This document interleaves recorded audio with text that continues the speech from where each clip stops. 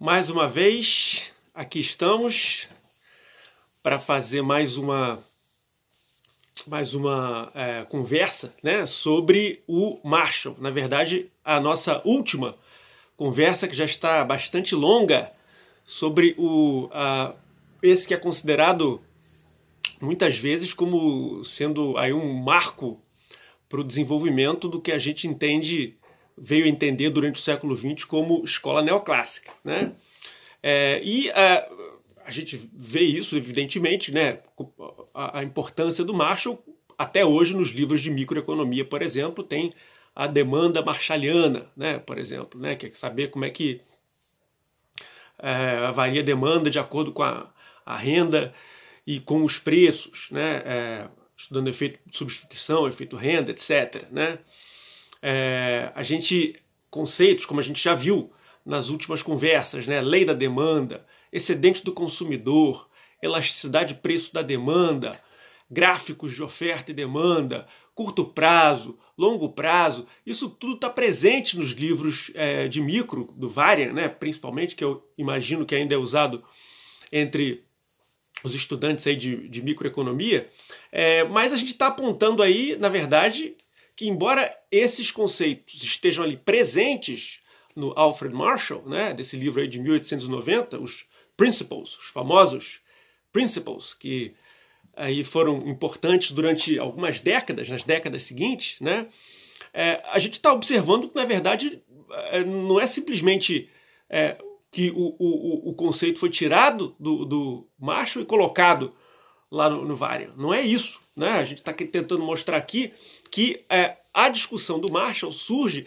especificamente dentro do contexto do que a gente estudou como a batalha dos métodos, né? Entre, assim, colocando de uma maneira geral, muito resumida, né? A batalha entre os alemães do método histórico-indutivo e os austríacos do método abstrato-dedutivo, e que a gente verificou que tinha mais coisas envolvidas aí, na verdade, né? Que é uma questão sobre qual é o escopo da economia. Isso está presente aí no colega do Marshall, né? No que lançou o livro juntinho com ele, né? O Escopo e Método da Economia Política, o John Neville Keynes, como a gente já estudou aqui.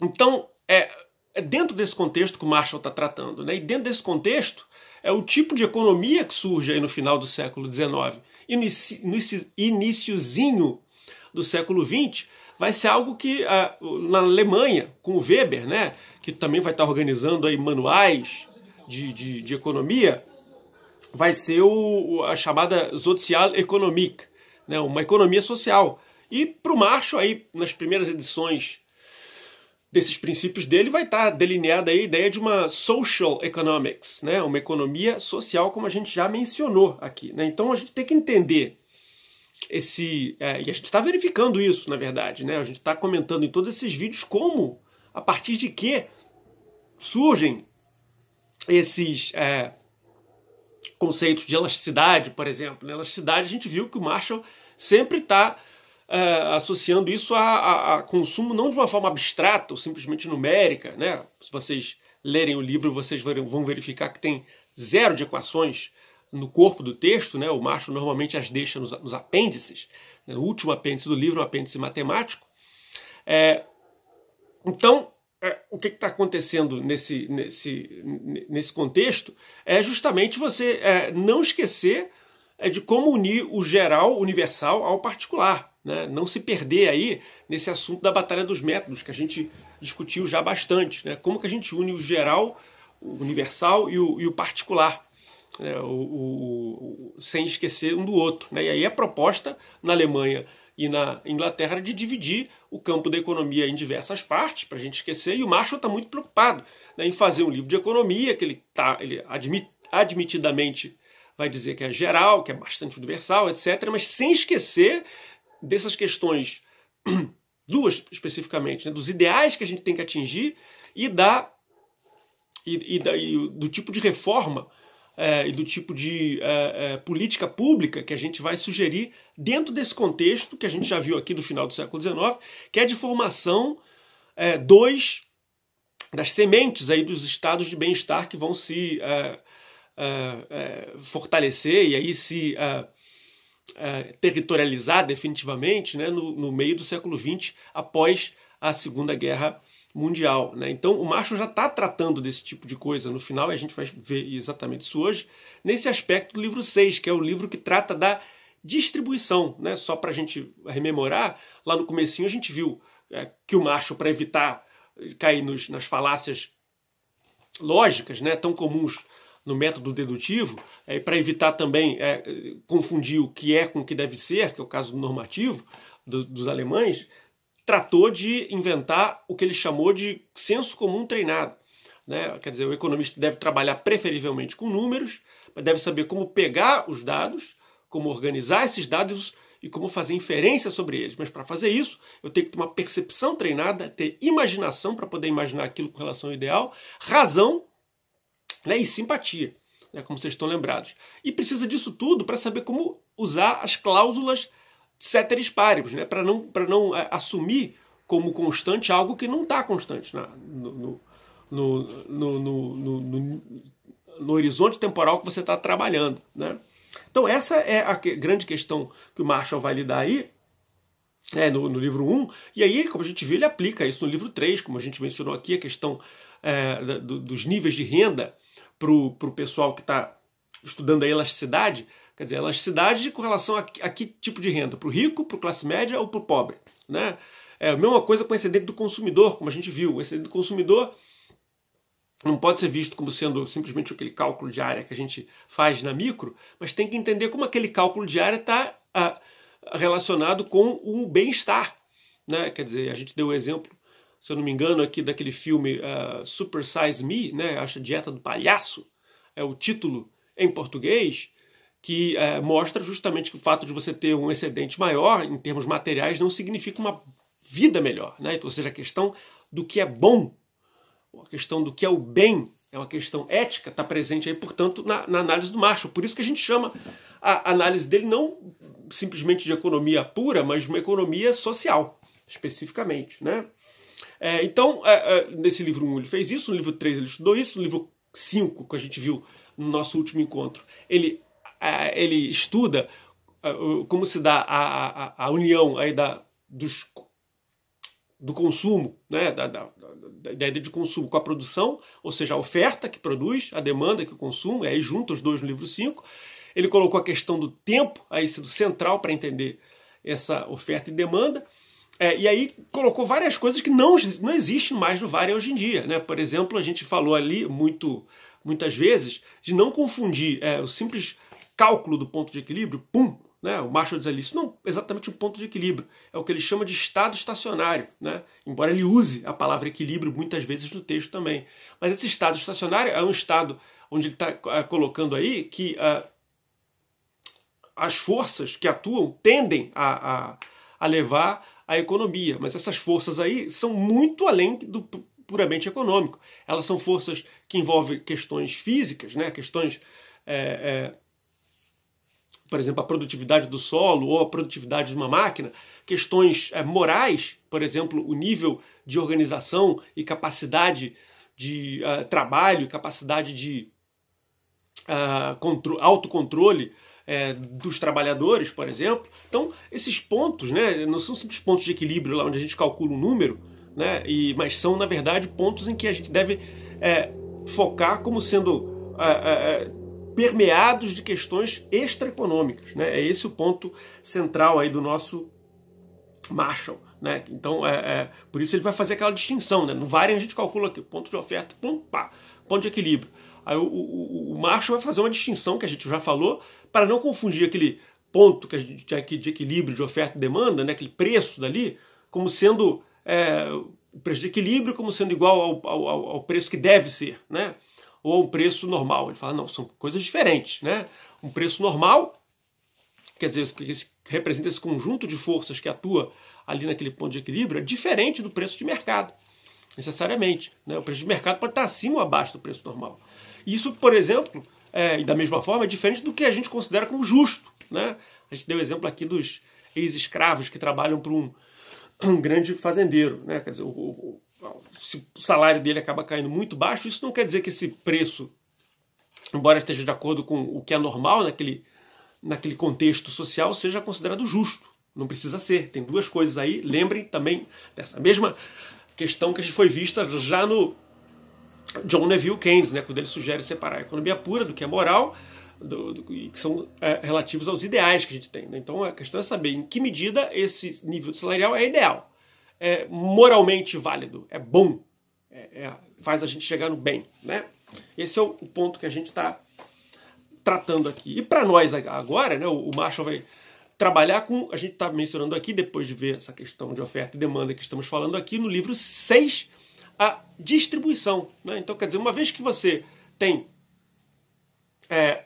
a produção realizada pelo capital, pelo trabalho, pela terra e pela organização, tudo que ele botou no livro 4, que a gente não viu, uma vez que a gente viu que essa produção foi demandada, né, como é que ela vai ser distribuída? Né? E aí a gente tem surpresas. Né? Porque, mais uma vez, a gente vai ver no Marshall muitas coisas que estão no Varian. Eu vou colocar aqui rapidamente para vocês. Essa espécie de... Eu não sei se dá para enxergar aí. Eu acho que dá, né? Eu botei aqui em cima livro 6, distribuição, e aí botei mercado de trabalho aqui. Né? Se a gente puder ver, eu vou colocar aqui, se vocês enxergam melhor, só mercado de trabalho. A ideia que vocês já certamente conhecem, que o salário real tende a igualar a produtividade marginal do trabalho, né? Ou seja, né, se o salário está maior que a produtividade, a tendência é que o empregador deixe de empregar para diminuir a produção. Não vale a pena ele pagar um salário maior do que a produtividade marginal do último trabalhador. Né? Então, existe uma tendência esses dois se igualarem. Né? Essa tendência pode ser vista aqui também no mercado de trabalho. Né? A gente tem uma curva de demanda por trabalho que é negativamente inclinada. Né? Normalmente a gente explica isso em micro, né? Que a demanda por trabalho tem a ver justamente com a produtividade marginal do trabalho, e a oferta de trabalho teria a ver, lá com o que a gente aprende em micro, com, normalmente, as preferências, né, do trabalhador entre preferências intertemporais, coisa que, se eu não me engano, está no capítulo 10 do Varian, vocês devem ver, hoje, tem a ver com a preferência intertemporal escolha entre trabalho e lazer, né, do trabalhador. Né? Isso aí aparece também no finalzinho do Varian, no capítulo 33, se eu não estou enganado. Né? Então, o mercado de trabalho, quer dizer, a distribuição é dada de acordo com a produtividade do trabalho, né, dada aqui na curva do empresário demanda de acordo com a produtividade, e as preferências dos trabalhadores sobre lazer e trabalho. Né? Por outro lado, o mercado de capitais, né, da mesma forma, né, a demanda por investimentos vai ter a ver com a produção e a produtividade do capital. Né? Eu aposto que a oferta de fundos emprestáveis teria a ver com o thrift, né, que essa palavra que está escrita aí é thrift, né, que a gente traduz normalmente em português como parcimônia. Né? Então, quer dizer, haveria uma tendência aqui, mais uma vez, né, que, quer dizer, a taxa de lucro real igualar a produtividade marginal do capital, a passo que a taxa de salário igualaria a produtividade marginal do trabalho. Esses gráficos aqui a gente já conhece. E aí a função de produção, que eu coloquei aqui embaixo, né? Função de produção, atenção, tá? Nada disso aqui está presente no texto do Marshall. Eu só estou colocando aqui um modo possível da gente interpretar o que ele está escrevendo, um modo já digerido, já mastigado, tá? Isso, mais uma vez, é só por fins pedagógicos que eu estou colocando isso aqui. Não vão procurar isso no Marshall, que vocês não vão achar. Mas, até porque isso foi feito depois, né? Mas isso já está presente nos livros, principalmente nos capítulos iniciais do livro 6, né, sobre distribuição. Né? Mais uma vez, aqui embaixo também eu estou colocando uma função de produção do estilo Cobb-Douglas, mas claramente isso não está no Marshall. Cobb-Douglas é só do século XX. Né? Mas aqui a gente dá para perceber que a produção depende do capital e do trabalho, né, que é da produtividade total dos fatores, que é esse A, normalmente, né, o estado de tecnologia, pelo fato de capital e trabalho estarem organizados, né, e de uma certa forma, com determinado grau de eficiência. O capital recebe uma parcela alfa e o trabalho uma parcela beta do total que é produzido, né? Aí, digamos, né, o capital é alfa sobre alfa mais beta e o trabalho é beta sobre alfa mais beta, né? As percentagens que vão sendo distribuídas obedecem, portanto, as contribuições relativas ao produto, né? Se o capital produz alfa, então ele ganha alfa do total, né? Que é alfa mais beta. O trabalho também ganha beta do total, que é alfa mais beta, certo? Então isso aqui é o que está mais ou menos colocado nos primeiros capítulos do nosso Varian. Primeiros capítulos do Marshall, mas que evidentemente já estão, a gente já conhece aqui, desse modo aqui pedagógico que eu estou colocando, no Marshall, né? Então estão presentes no Marshall e o Varian coloca para a gente dessa forma como a gente já entende, né? Mas o que é curioso para a gente, que é o que a gente vai falar aqui, é que se você for ler o Marshall, ele coloca as coisas curiosas, eu até anotei aqui, porque ele vai colocar, né? Quer dizer, tem essa doutrina de que, né, os salários de, atenção, cada classe de trabalho, veja que ele está trabalhando com classe, mais uma vez, né, tende a ser igual ao produto líquido devido ao trabalhador marginal, né?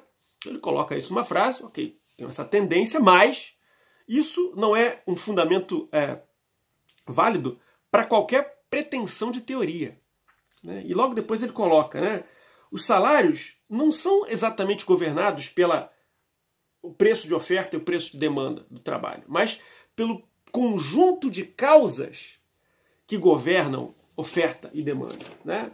Da mesma forma, ele vai colocar posteriormente, né, que, evidentemente, mais uma vez, como a gente está vendo aqui, né, o trabalho, onde está? Aqui, né? Não sei se dá para ler, espero que dê aqui, ó. Salário é igual à produtividade marginal do trabalho. Acho que ficou muito claro, né? Pelo que eu estou vendo aqui, é muita luz. Mas aqui é basicamente a equação que está sendo colocada. Acho que aqui ficou melhor, né? Botando assim fica melhor, né? O salário real é igual à produtividade marginal do trabalho. Ele diz, ok, isso é uma tendência que a gente está colocando, mas não é isso que determina, de fato, aquilo que a gente vai entender como preço normal, né? Ele vai colocar essa frase estranha, que apesar de ter uma tendência de verificar isso empiricamente, né, o que a gente tem que olhar, na verdade, né, quer dizer, é que o salário mesmo é guiado pelo valor e pelas relações gerais, né? Da outra forma, ele colocou o conjunto de causas que governam a oferta e demanda, né? E aí eu coloquei aqui no gráfico, né? Por isso que eu coloquei aqui, que é a parte que não existe no Varian hoje, né? Aqui está o mercado de trabalho, oferta para cima, demanda para baixo. Aí oferta. Quais causas? Demanda. Quais são as causas que fazem a demanda, né? Quais são as causas que fazem a oferta estar assim, né? E essa é a grande novidade. Mesmo caso para o capital, né? Quais são as causas que dão a oferta de capital e a demanda, né? E aí, rapidamente, para a gente não ficar muito se estender demais, o que vai interessar para o Marshall, portanto, não é simplesmente resolver a equação, como a gente encontra no Varian hoje, mas entender as causas que fazem aquela curva ter aquele jeito, né? Ou seja, por que aquela curva está assumindo desse jeito? E aí, ele vai colocar coisas interessantíssimas para nós, porque ele vai colocar aí, eu anotei aqui mais ou menos, fiz um resumo, evidentemente, 7 motivos, né, para a curva de oferta ter aquele jeito, né? E isso que é importante para a gente estudar, e é isso que ele vai estudar no livro 6. Né? Então, vejam como é diferente a visão da economia social do Marshall do que a gente aprende no Varian, né? Ali ele vai estudar, por exemplo, as causas da oferta do trabalho vão ter a ver, por exemplo, com a mobilidade. Quer dizer, como o trabalhador sempre, ou muito comumente, mora com sua família, mesmo que ele tenha uma oferta melhor de trabalho em outra região do país, ou em outra região de onde ele vive, ele não vai imediatamente para lá, né? Ele depende de fatores, portanto, que têm a ver com costumes e com o tipo de relações sociais onde ele vive, né? Os amigos, família e etc. Né? Então, mais uma vez, fatores extraeconômicos que influem no fator econômico, qual seja oferta de trabalho. Né? Segundo, né? Costumes e seu efeito cumulativo. Né? O que o Marshall observa é que os costumes têm uma influência grande sobre o caráter das pessoas. Né? Quer dizer, a pessoa que é criada num ambiente insalubre, sem educação, vendo com baixo consumo de cultura, sem aprender a ler, os pais não têm costume, tende a permanecer ali num círculo vicioso, né? Assim como quem já tem uma boa educação, tem acesso à cultura desde cedo, etc., tende a sair dali mais cedo. Percebam como essa visão aqui corrobora estudos, né? Embora talvez muitos de vocês não ainda tenham estudado, mas a professora Rosane Mendonça trabalha muito com isso, a questão da importância da educação na formação do capital humano, etc., como é que isso tudo é importante para valorizar o trabalho futuro, a oferta de trabalho futuro, a qualidade da oferta de trabalho futuro, né? E aí, o terceiro ponto é justamente como esses costumes, que vão gerar efeitos cumulativos de longo prazo sobre o trabalho, vão fazer qualidades diferentes de trabalho. Vai ter um trabalho qualificado, um trabalho não qualificado. E o trabalhador qualificado vai ter melhores chances, o trabalhador menos qualificado menos chance, né? E aí, o que o Marshall vai sugerir é que, justamente, logo de cara, né, é normativo e reformista. Temos que fazer alguma coisa o mais rapidamente possível para melhorar o nível de educação e o nível de salubridade daqueles que mais precisam, entre os mais pobres, né? O Estado deve, portanto, fazer esse trabalho para chegar aí e diminuir esse nível de trabalho não qualificado, né? Isso ele tem principalmente com relação aos trabalhos insalubres, né? Pessoa que trabalha com esgoto, com coisas de baixa produtividade. O Marshall está muito preocupado porque não existe nenhuma tendência natural da economia para fazer aquilo aumentar. Percebam aqui como é que é diferente a análise, né? Ele não está assumindo que o mercado vai resolver. Pelo contrário, o mercado não resolve essas situações, né? Isso aí não resolve porque a economia está enraizada, ela está colocada em um contexto social que é cercado de costumes e hábitos que formam o caráter das pessoas, os seus gostos. Lembre do livro 3, os gostos relativos a atividades, né? E, portanto, a pessoa tende a ficar ali para sempre. Não o mercado vai resolver, não resolve, né? Segundo a visão do Marshall, né? Ele também coloca aí a influência, já mencionamos aqui, do trabalho insalubre, os superdotados, né? Aqueles que são muito inteligentes ou muito hábeis, né? Ele tenta explicar também a formação da renda dele, né? E a necessidade dos sindicatos, que ele vê como centrais, para dar conta em situações de crise, como aquelas que a gente está vendo nessa época, né? O final do século XIX, como a gente viu, é conhecido como a Longa Depressão, a gente já falou, né? 1873, 1890, mais ou menos, que acompanha a segunda Revolução Industrial, queda de preços nos produtos devido ao aumento da produtividade, etc. Então, o Marshall está sugerindo aí que, para evitar com que os trabalhadores desses ciclos econômicos percam a sua capacidade de trabalhar, né? Quer dizer, quanto mais tempo o trabalhador fica fora do mercado de trabalho, mais difícil é para ele voltar depois. Então, essa histerese, né, essa inércia, deve ser compensada por fundos de segurança que são, muitas vezes, defendidos pelos sindicatos. E o Marshall vê uma função aí, portanto, para os sindicatos, né? Então, a gente está colocando aí, na verdade, questões como sindicatos, questões como educação, questões como saúde, estão todas inseridas dentro desse arcabouço aí do Marshall, que obedece aí a ideia de que a economia está dentro de um contexto social maior, né? O mesmo caso com a renda do capital, né? O Marshall vai colocar aí, não vai dar tempo da gente ver aqui, mas quando a gente voltar, espero que a gente volte um dia e tiver aulas mais longas ou em sala, que eu puder escrever um quadro, ou botar um quadro aí qualquer para a gente fazer, explicar como que o Marshall vai aí contra o Marx, né? Defender a ideia de que capital e trabalho cooperam no produto, né? Que não existe aí uma divisão entre capital e trabalho, uma oposição necessária, muito embora na prática isso muitas vezes ocorra, né? Mas no fundo o que o Marshall está querendo dizer é o que tem, e aí ele vai concordar com Marx, né? Tudo que a gente observa é feito por trabalho, ok, sem dúvida, né? Mas o que está em questão é que a briga por produtos que usam trabalho e tempo de espera para você poder consumir no futuro, aumentando a sua parcimônia hoje em dia, e trabalhos que exigem menos tempo de espera. Então, quer dizer, mais tempo de espera é mais capital, menos tempo de espera é menos capital. E a ideia do Marshall é que a gente tem que aumentar essa capacidade que vem também de costumes, de hábitos, né, seculares, de aumento da capacidade de espera. Algo que a gente vê também com o Max Weber, né, a ideia do espírito protestante, aí a ideia de você esperar para ter um rendimento no futuro, né, ser algo possível, de aumentar a renda com a gente poupa agora, espera agora e faz investimentos no longo prazo, né? O Marshall também aponta muito para a organização, né, e as formas diferentes de propriedade que a gente tem quando a administração do negócio se separa da sua propriedade, né? A gente não vai colocar muito isso, ver muito isso também porque não tem tempo, né? Mas basicamente essa ideia dele é justamente refutar a ideia de que o lucro seria evidentemente fruto da exploração. O Marx vai dizer que não é, quer dizer que o lucro é feito não apenas desse conjunto de características, de caráter moral, de hábitos, de parcimônia e de aumento de inteligência, aumento de habilidade, né? Ou seja, um conjunto de melhoras morais mesmo, que possibilitam com que as nações que tenham esse tipo de cultura, as nações e as comunidades que têm esse tipo de característica consigam refrear a sua possibilidade de consumir agora para consumir no futuro e dessa forma enriquecer.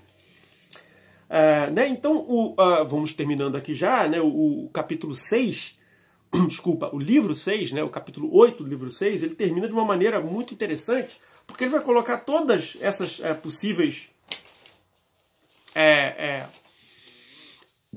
ações do Estado, né, para que a gente melhore principalmente a vida dos mais pobres, já que o próprio mercado não tem nenhuma tendência natural a resolver aquilo, né, já que o mercado está inserido dentro de da sociedade, com hábitos, com costumes, com etc., com um tipo de caráter individual específico, não tem nada. Então você tem que usar o Estado, que, na verdade, o nome do Estado, né, o Commonwealth, né, o encarregado do bem comum para fazer essas mudanças, né?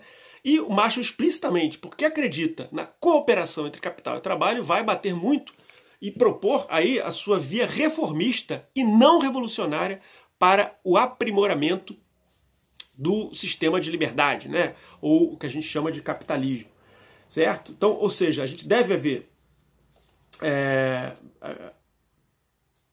melhoras, deve haver redistribuição, né? Principalmente aqui ele coloca, né, para o pessoal que fica residual na sociedade, os doentes, idosos, incapazes de todo tipo, né? Então ele vai apoiar aí a criação de uma espécie de salário mínimo de renda básica, coisa que está sendo muito discutida hoje em dia, em virtude da crise do coronavírus, né? Deve-se aumentar a capacidade das máquinas, aumentar a tecnologia e aumentar ao mesmo tempo a qualificação do trabalho, né? Ou seja, se por acaso o equilíbrio que a gente tem no mercado de trabalho, né? Cadê o nosso mercado de trabalho aqui?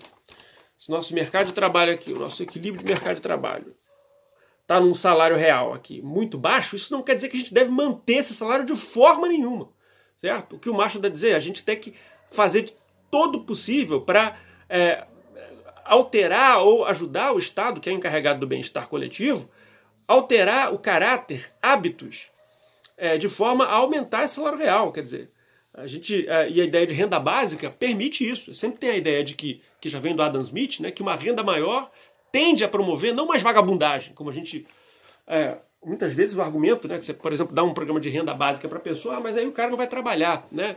Quer dizer, a questão para o Marshall, como era para o Adam Smith antes dele, é que não necessariamente, certo? Um aumento de renda faz o trabalhador se sentir mais valorizado, né? Faz com que ele se empenhe mais nas suas tarefas, né? A ideia de salário eficiência, que o Marshall estuda e que hoje em dia está presente na micro também. É outra uma ideia do Marshall que está lá presente. Quer dizer, quanto mais você paga mais para o trabalhador, ele tende a evitar na micro a gente fala do shirking, né? O corpo mole. E aí você faz com que ele trabalhe mais e melhor, né? Então, quer dizer, aumento do trabalho, o salário mínimo, né? Quer dizer, ele coloca o Estado deve contribuir generosamente e até exageradamente, né, para o aumento de bem-estar daqueles mais pobres, né? Para isso, né, ele deve ajudar as crianças das classes mais baixas, deve elevar impostos, principalmente sobre a especulação, embora ele admita que isso seja muito complicado de implementar na prática, né, mas é um ideal, mais uma vez, um ideal de reforma que a gente deve aspirar, né? principalmente para as atividades especulativas que não geram melhoria material para a comunidade, né? Ele sugere, curiosamente, também até incentivar um consumo menor, mesmo que isso abaixe o PIB, ele está dizendo, né? As pessoas têm que aprimorar seu caráter para saber aproveitar melhor o tempo livre que elas têm, em vez de gastar com coisas fúteis, né? Ou seja, imagino, fico pensando aqui o que seriam as coisas fúteis para ele, mas talvez bebedeira ou atividades culturais que ele imagina, né, que sejam pouco instrutivas, né, ou simples ócio, tédio, né? Então, quer dizer, como aproveitar o tempo livre que não seja de uma forma ociosa ou tediosa, né? Então, o Marshall vai valorizar todo esse tipo de intervenção, a gente chama de intervenção, vamos colocar assim, de atividade do Estado para aprimorar o funcionamento do mercado, né? Ele não está querendo dizer que o mercado é ruim, pelo contrário, o capital e o trabalho colaboram, ele é um pensador liberal que valoriza o que ele chama de deliberatividade, ou seja, a capacidade que esse sistema de liberdade de mercado permite às pessoas de construírem a sua própria independência frente à dependência antiga, feudal, entre antigos mestres, etc. O Marshall não defende isso de forma alguma, né? Então ele defende esse sistema moderno, né? E está dizendo que, na verdade, o mercado tem que ser aprimorado, porque o mercado é uma instituição social como qualquer outra, né? Então ele tem problemas, quer dizer, não é porque o mercado gerou tal resultado que esse resultado é bom do ponto de vista moral. Uma coisa é o que o mercado gera, ok. Outra coisa é analisar se esse resultado gerado pelo mercado é bom para o coletivo. A gente tem que ter outra análise, é por isso, mais uma vez, repetindo, sendo chato, que o Marshall coloca a economia como sendo uma economia tipicamente social, né? E aí ele termina, né, seção 15 do capítulo 8 do livro 6, né, para terminar também nós aqui, indo contra a ideia da pressa socialista revolucionária de fazer grandes mudanças rumo à coletivização da propriedade, né? Porque, segundo Marshall, não é que ele seja contra também, ele também não vai se colocar de uma maneira absolutamente contrária. A questão dele é a seguinte: a natureza humana, o caráter das pessoas, o tipo de hábito, de costume que nós temos, pode ser compatível hoje com o grau de altruísmo e o grau de responsabilidade individual compatíveis com a propriedade coletiva dos bens de produção? É essa a grande pergunta que o Marshall está colocando, né? Quer dizer, temos pessoas de caráter, hábitos, racionalidade, hoje, capazes de serem responsáveis por gerir coletivamente os bens comuns ou não, né? E o Marshall responde: tenho dúvidas, né? Os nossos colegas socialistas, embora os ideais sejam excelentes, diz o Marshall, a prática, a ideia de estatização ou coletivização geral não deve ser, nesse momento, diz o Marshall, objetiva. Porque a natureza humana, embora seja moldável, né, como a gente já viu no livro 3, as atividades mudam com as necessidades, portanto o caráter das pessoas mudam, portanto a capacidade de raciocínio, a capacidade de espera, a capacidade de ter atos moralmente justos melhora com o tempo, né? Há essa possibilidade. A economia do Marshall é uma economia também progressista, né? Ela é um processo histórico complexo, um todo que evolui no tempo, né? Um rounded globe, como a gente já repetiu, e dessa forma o Marshall está insistindo que, no momento, a natureza humana não tem condições de fazer essa boa administração de bens coletivos. Portanto, os nossos colegas socialistas podem ter ideais valorosos, mas não devem ser implementados via revolução. O que devemos fazer é, segundo a epígrafe do livro dele, admitir que a natureza não faz saltos, não dá saltos grandes, né, não faz revoluções, mas faz reformas que melhorem lentamente a vida dos mais pobres, né? Então, dessa forma, a gente termina aqui o nosso Marshall, e com o Marshall a gente faz no próximo encontro como é que toda essa questão aí da batalha dos métodos, essa briga toda entre alemães e liberais, chega no Brasil, né? E a gente vai ver um pouquinho disso, e aí a gente pode terminar essa primeira parte do curso e ver o que vai acontecer depois, tá? Então a gente vai terminando por aqui hoje. Até a próxima, quando a gente vai falar um pouco do Brasil, então.